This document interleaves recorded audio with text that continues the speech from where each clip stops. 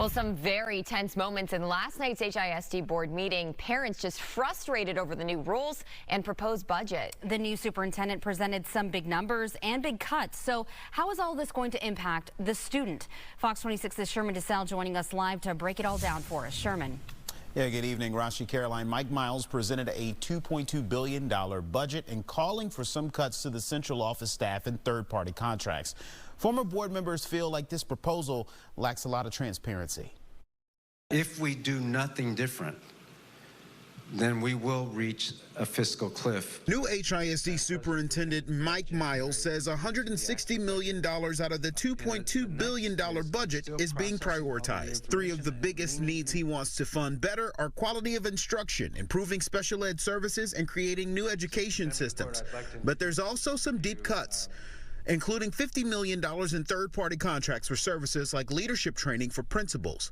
One board member asked how those cuts would impact the students. He says services desperately needed for them would not be cut. We're going to do leadership training for principals.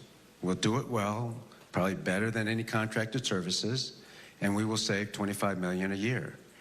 That $25 million, if you work that out, would be a $2,000 raise to teachers. In some cases, I think he's misrepresenting to the board